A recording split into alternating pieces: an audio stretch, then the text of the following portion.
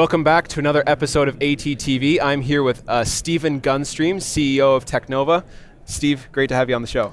Thank you for having me. Excellent. So you work with making reagents to service cell and gene therapy providers, and you guys are a bit more of like a customized solution. So I guess when you have different manufacturers who are coming to you, what are the advantages of coming to someone like you versus just going to one of the big guys to get their reagents? Yeah, sure. So look, let me just start like a little bit of history because it helps tell the story, Sure. right? So the company was founded in 1996 by a scientist at Genentech that actually was at Genentech, became very frustrated he couldn't get the reagents he wanted, particularly at the time, agar plates, some cell culture media, customized really quickly. So he said, hey, look, I'm going to actually go start making this stuff and start walking around the Bay Area and selling it. And that's literally how the company started. So this is really in our roots. So Ted started the company, started making that stuff in his garage. Not sure how that was sterile at the time, but fast forward 30 years and we've come a long way. Now we support over 2,500 customers in the U.S. alone. And then I joined just over 5 years ago and recognized, hey, particularly in the cell and gene therapy space, customers are asking us to make much smaller batches, a lot more customization, right? And this really stems from the fact that the reagents that are stock and made standard do not suit the needs of this. So just back to your question, the big difference or why customers end up coming to us is because they need these sort of more specialized, bespoke reagents, and they need them quickly, and they need them in smaller scales, and the industry just has not been set up for that. Gotcha. So this kind of will be useful in kind of going to the next point, which is when it comes to this industry where we are seeing more and more a shift towards individualized therapies for patients, how do you see reagent manufacturing continue to evolve in the future? Yeah. Well, I think we're on the path there, right? So the history of medicine, you got small molecules, very large batches, and then the last 20, 30 years, obviously the monoclonal antibody production, huge impact on the space, made in 10,000 liter bioreactors. Every one of those, even though they're different therapies, are pretty much manufactured the same way, going through purification, protein A capture, and then out and ready for treatment. Now, as we've gone forward, getting smaller individuals, you have to change the way you manufacture, right? So you can't make the exact same thing over and over again. And so as these therapies progress, I think we're going to see more and more of that. And I would say it's also just more diverse, right? So it's not monoclonal antibody production. We have cell therapies, and then there's many types of cell therapies. So you have gene therapy, many types of gene therapies. You have mRNA, right? We have all these pieces. And I'm a big believer in that, depending on the disease type, the location in the body, right? You're going to need different types of therapies. And so not only is it going to be smaller batches, but it's also many different ways of manufacturing. So from a manufacturer reagent perspective, we have to be set up to go, hey, you want 10 liters, you want 1,000 liters, you want different concentrations, you want it in bags, you want it in bottles. That's kind of what we've really invested in the last 4 years to make that happen. Gotcha. And to what extent, if you're dealing with something like T cells or NK cells or Tregs, like how much are reagents changing from one to another? Yeah, and I will say, we do some cell therapy. We do a little bit more on the gene therapy side, so I'm a little bit more of an expert there. But on that side, I would say it's definitely different. Cell culture is going to be different, and actually even the therapies are different. We met with a customer here today that wanted 200 ml fills in bags, and typically they would say 500 or a liter. So everyone has kind of set up their own system, which maybe isn't great for standardization long term. Right. But I do think, at least at this particular time, every single one of those, and even if the formulation's the same, the QC might be different. The container might be different, right? The raw materials are sometimes different, right? So having this capability to source all that stuff, get it in production really quickly, and get it out to the customer is really what sets us apart. Right on. With regards to the challenge we see over and over again is for people who are in cell and gene therapy, a lot of the different manufacturing platforms and whatnot have just kind of been adapted from antibody production or biologics production. There's not something that's necessarily like custom built for cell and gene therapy. That's starting to change a little bit. But I guess the question from me would be, how do you see people like therapy producers now coming in and dealing with the challenges of adapting existing platforms that were made for something else. How is that starting to change over the last couple of years? Yeah, well, actually, I would say if you go back 5 years, right, we've actually come a long way since then, right? And so now as we go and engage with these process development groups, they're starting to use the same standardized piece of equipment, right? There was a lot of, and there still is, but like cesium chloride purifications for AAV, right, when you're doing very small batches. It's migrating down to sort of standard bioreactors. They're still in the 20s, 50s, 100-liter bioreactors, and not too many much larger than that, depending obviously on the population base and how much therapy needs. But it's getting more standardized, but it's standardized in different therapy types, right? Right. And then within there, I will tell you this, like for example, we do quite a bit in AAV, right? Yep. And so of course you have your different serotypes in AAV. And they need different reagents to purify, right? AAV8 versus AAV9, right? And then actually what we found is that even within AAV8, for example, the size of the gene that you're using, or how much partial and how much full, actually needs slightly different reagents. And so, there's a lot of tuning that's happening right now. So at least the platforms, I think, are getting more stable. The reagents are still going to be custom for quite some time. Gotcha.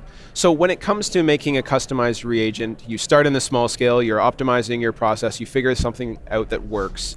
How do you make sure that you can have a partner that scales with you as you would try to go to much larger manufacturing sizes? Yeah, great question. And I think, this is what a lot of the investment in the last 3 years has been at Teknova, right? So I started, we were ISO 13485 certified. We can manufacture reagents under GMP for use in, say, purification or downstream purification of any particular vector. Now, a lot of those customers were really happy because we were the only ones that could deliver that in weeks instead of many, many months. Right. And the other piece is that we do very small batches. So you don't need to buy 100 liters of GMP. You can buy 25 from us, right? So those combinations really helped us. However, you realize really quickly as you migrate down clinical trials, you get to phase 2, then they're like, okay, let me take a deeper look at this facility. Let me understand your quality system. Let me understand how you operate. And that's where we really need an investment to sort of establish the trust that we could scale with them to commercialization, right? So the large players in the space, they've done this really well. They have a ton of commercialized therapies that they support. They make very large batches, but they have top-notch quality systems, great facilities. And so 2 to 3 years ago, we began building on a brand new facility, which is now operational. It's been a year. We run this every day. We built that up. We did a complete overhaul of our quality system, brought in the right quality management team, and now we are there to support them as they go forward. So now we have that sort of small company flexibility in speed in an operating environment that can support all the way to commercialization. And we can go from 25 liters up to 2,000 liters of production, right? So that was kind of the big investment. And it sounds easy, but I can tell you the last 2 years are anything but easy, particularly in the funding environment, but also just getting that operational and going. It's been really hard. Awesome. So now you've got a small team that can move pretty quickly. We do. And I think the other part there is like, it's easy to just say do 5 custom batches a day. You make 5 little teams, you do this, you do that, whatever. When you start to scale that to 10 to 20, right? The IT infrastructure, how do you scale this and make it, efficient, continue to have, that week's delivery time instead of months?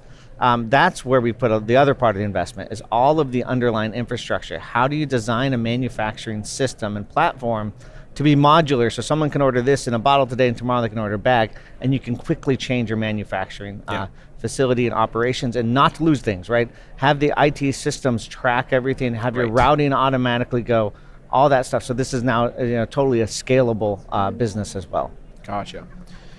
So if you are a therapy developer and you are in the early stages of developing a new therapeutic, or maybe you've got something that's approaching an IND or even in phase 1, what warnings would you give to someone? Like, what are some common pitfalls to avoid when it comes to making sure that you've got a good reagent solution?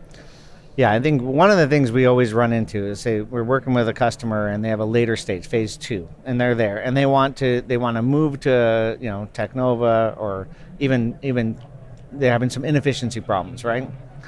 Many of the decisions you make around raw materials, both chemical but also the consumables, the single-use bags, are kind of stuck with you from then forward. And actually it's hard. We do a lot of work now to say, okay, You want that particular manufacturer, this raw material, and we need to now use that, right? Those are not always easy to scale. Either the manufacturer is not great, or the turnaround time, or the lead times are long, or it doesn't fit with automation, right? So I think when you're in the early stages, it's time to have the conversation, right? Hey, and this is what we partner. We really partner early on with these customers, even in process development where we say, hey, look, okay, you're going to go down this path. When are you going to do your phase 1, right? Okay, let's talk about which type of bag and which type of connectors can make it so we can make this stuff for you real fast. You can always have a reliable supply, that sort of stuff. Those are the things that I'd really kind of push for everyone to have that conversation as early as possible. Okay. To follow up on that, so would you say there's a definite point by which someone needs to really have all of their reagents locked in, and it becomes really difficult if you try to change thereafter? Like, I know there's kind of like you have a lock definitely when you're going into phase 3, but are there any earlier points at which it really becomes more difficult that you would recommend people stop at? I would say almost every therapeutic company has a different time that they decide that's what that is. I'd say phase 3 for sure. Phase 3 customers are like, we don't want to touch anything. Yeah. Like we don't. There's not worth taking any risk. Phase 2, phase 3, that range, right? Typically, what I think they'd like is, let's lock this stuff in, going into phase 1. Right? Yeah. And then you have less sort of bridge studies to do, all of that stuff. Yeah. We have had some customers switch to us in phase 2, phase 3, and it's a 12 to 18 month process to sort of swap it out and demonstrate equivalent performance and everything else, right? And we are adjusting our manufacturing process to fit with their raw materials as well. So I highly recommend, thinking about phase 1, let's just have that conversation and go from there. Gotcha.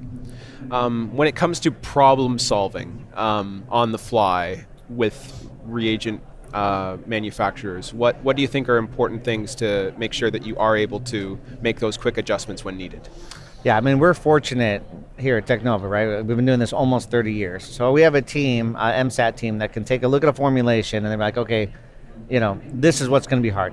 You think you can hit this conductivity measurement, but we can look at this and tell you it's probably not going to hit that. So how are you measuring that? How would we measure that? Do a pilot study, do a 1 liter build, work up and understand that up front, right? Those are the things that, as a team, we really focus on with the customers, because, of course, the customer's always right, but sometimes they're actually measuring it differently than we would, right? Right.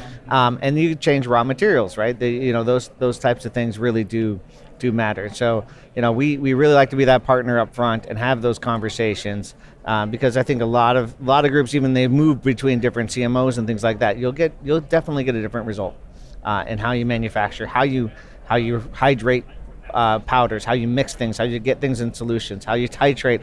All those things actually can change your outcome at the end of the day. Gotcha. If you had a magic wand, loads of different therapy developers and whatnot here today. If you had a magic wand, what would be one thing that you would? What's one thing you think really needs to change when it comes to reagents that are getting used in the industry? Well, I think if I have, let's say I have 2 magic wands. The first one, let's get more funding for the space, right? Yep, so that we can actually, keep these things moving, because they will make a difference, and you can see the impact that it can have. The second, from a reagent perspective, right? I think it's what I just said. Hey, let's take a moment here. You think this is exactly what you want. Let's have that conversation and make sure we're speaking apples to apples, right? Yeah. And that you understand the implications of you, particularly in this supplier versus that supplier. You understand the impact of one bag type and connectors versus another, because it really can impede, either the cost or the timeline of getting these things through the clinical trials, right? Which is what we all want, right? They want to get it through clinical trials, obviously, to get it commercialized. We want to get it, our product out to them as fast as possible. So that conversation up front, I think, is so critical. Yeah, very good. Excellent. Well, Stephen, thank you so much for your time. Where can people find you? So obviously www.teknova.com for those on the web. And then we are in booth 766 if you guys want to stop by. Right on. Excellent. Thanks so much, Stephen. Thanks, Ben.